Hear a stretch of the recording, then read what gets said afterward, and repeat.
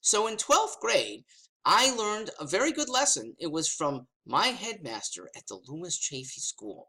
I had been part of a publication, and I was the main writer of an article that had criticized policies that the school did on Founders Day for the parents. I criticized without making a solution. Headmaster brought me into his office. I'd never been into his office. Said, "You will not critique without having a solution of your own." And he's right. So ever since, I have followed through, and I'm doing that here. I have criticized immigration policy, and even more so, immigration wannabe policy by progressives, the open borders types. So what is the Stewart solution? It is, I'll give you two, okay? The immediate, a moratorium, a clampdown on virtually all immigration.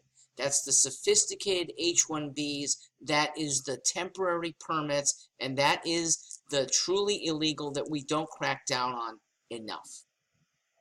We need to get our act together. We need to have enforcement done well. And we may need to have a purposefulness, because I don't think there's anywhere close to agreement of what kind of immigration we want. Before you answer how much, what kind? I will give you an answer: the good kind.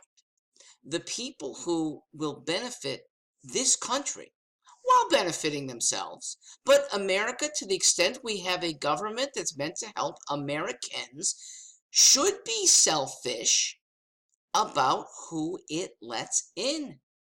People who are productive now, or will be, because they show all signs from their third world or second world existence, bring them on. We've got room. They will pay for themselves probably many times over. They are not taking. At least that's our expectation. Now, do expectations sometimes get dashed? Yes, people lose jobs. People have a health emergency. And just like Americans, people who are doing well can have setbacks. However, we shouldn't be bringing people in for whom we expect setbacks. The biggest problem with open immigration is the welfare state. That we are paying for the setbacks, or the just plain laziness at times. I don't think that happens often, but we're paying for it when there are more deserving people. If we're paying for anyone, if there's to be a welfare state anyway, let it be for Americans.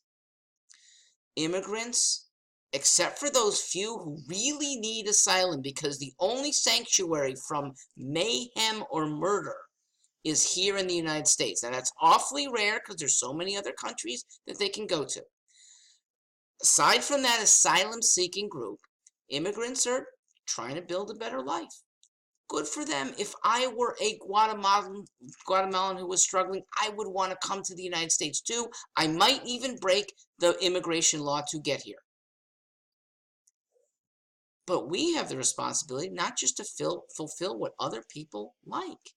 And we need to think about what Americans like and need, and to realize that to the extent we are aiding non-Americans who come here as immigrants, we're doing so at the expense of native-born Americans. When we give free college to them, we're not giving free college to kids born here. When we give low-cost health care to immigrants, we're not giving as much as we could to impoverished American-born kids. I will happily let borders be virtually open. Now, criminality is the only exception. Open borders if you get rid of the welfare state. Now, would that mean the floodgates do get flooded? Probably. But maybe when people who are not likely to be productive, they're just coming here because it's one step better with a welfare aspect, then maybe those people stay home.